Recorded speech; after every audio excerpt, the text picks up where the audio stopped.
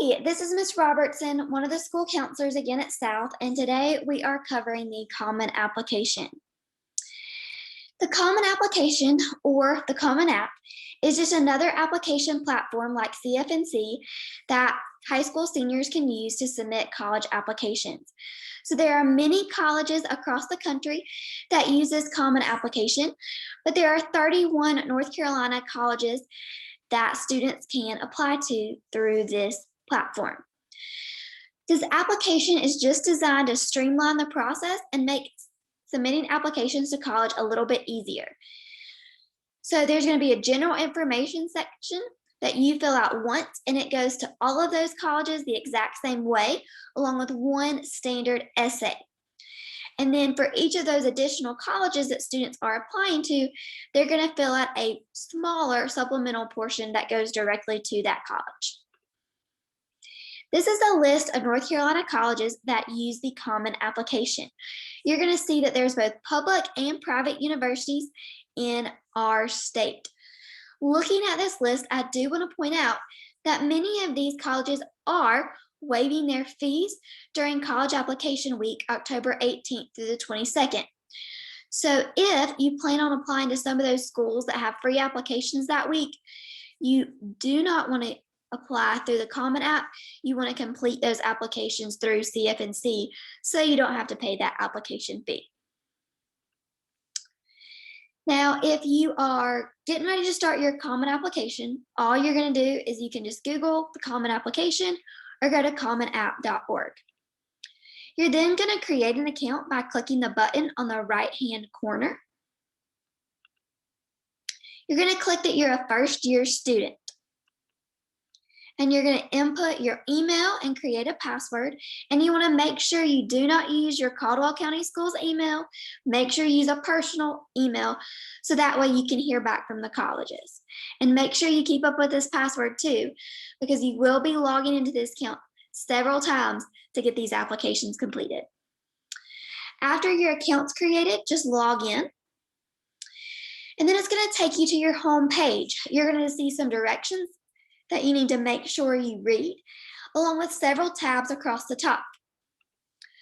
So the Common Application tab is where you're going to complete information that will be sent to all the colleges that you are applying to through the Common Application.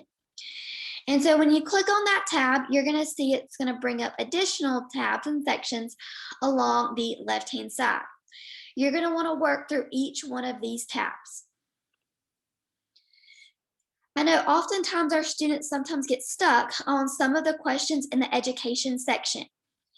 If you do get stuck, definitely check out the College 101 resource page that Ms. Kongmani posted on our Class of 2022 Google Classroom page.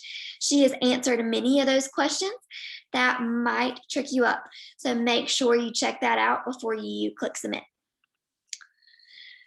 Other part I wanted to point out is activities. So you can only add 10 activities onto this particular section.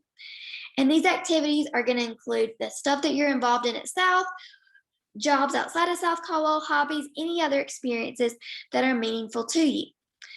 And oftentimes I know that our students have more than 10 things they want to list, but you are limited to just 10. So make sure you choose those activities that you are most involved in and that are the most important to you. Now, the writing section is where you are going to submit that one essay that you will be sending to all of the schools on your Common Application. So for instance, this person is applying to NC State, Chapel Hill, and Wilmington.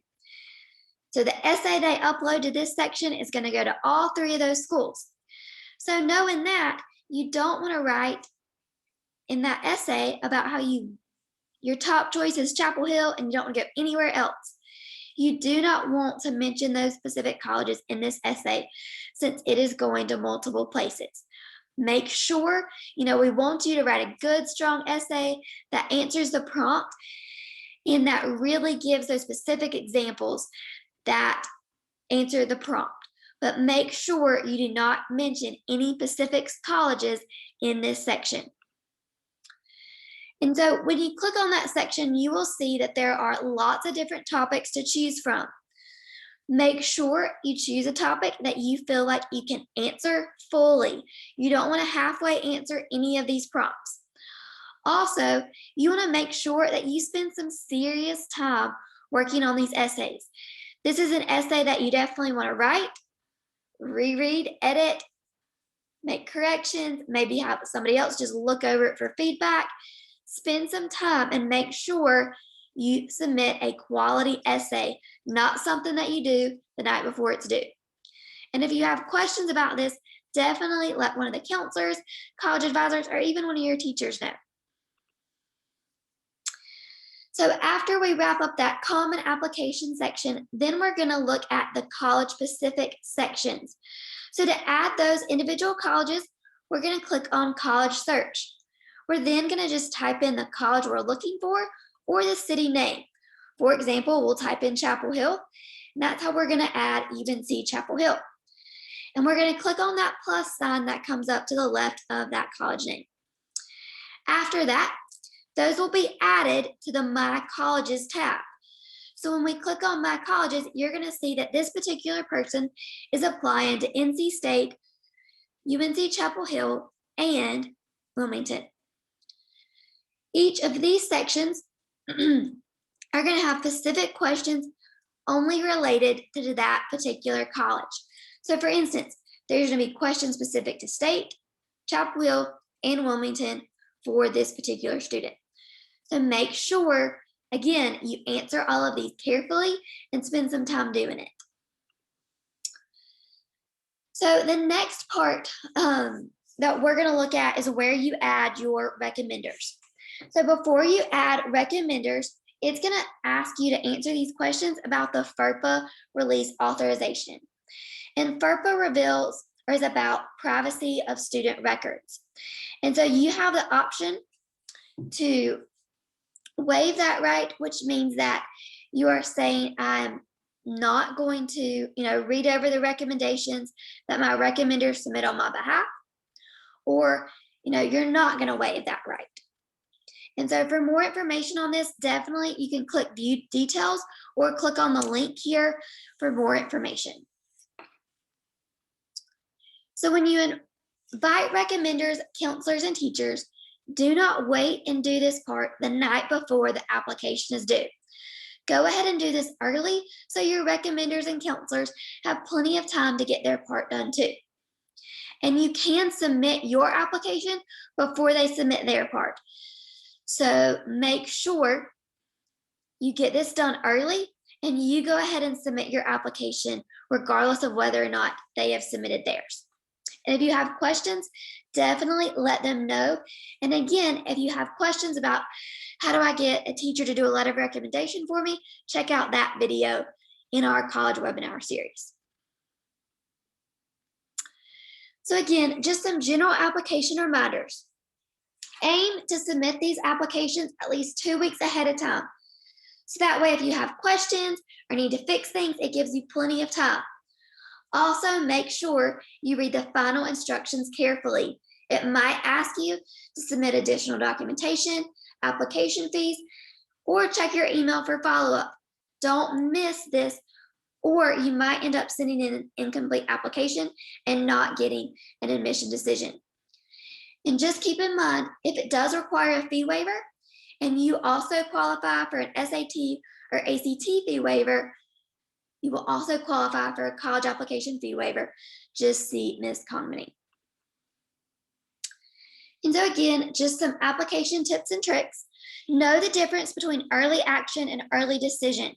It's always good to apply early because it increases your chances into getting into that college. But make sure you apply to the best early option. Early action just means you apply early and get your admission decision back earlier than students applying by the regular deadline. But early decision is where you need to be careful. If you apply early decision, that means if you get accepted, you are going there because early decision is a binding contract. That means if you get accepted, you will attend. So If you are not 110% sure, hey, if I get accepted, I'm going to this school, do not apply early decision. Because again, it is a binding contract. So if you get accepted, you have to go there. So early action, you're good to go, but early decision, be very, very careful if you choose that option. So the other thing is make sure you complete your applications thoroughly and carefully. Make sure you use your full legal name. Never use nicknames, never use abbreviations. Always make sure everything is presented just like it is.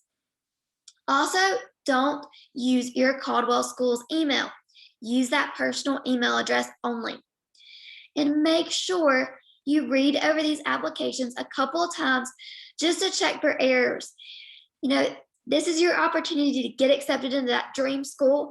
So you don't want a simple error to mess that up for you. So definitely go back through and read those applications carefully. And again, remember, if it's optional, it really isn't. We encourage you to do those optional parts. If an application has short answer questions, resumes, upload additional documentation, make sure you do it, because submitting these optional parts shows the colleges that you are highly interested and can boost your application.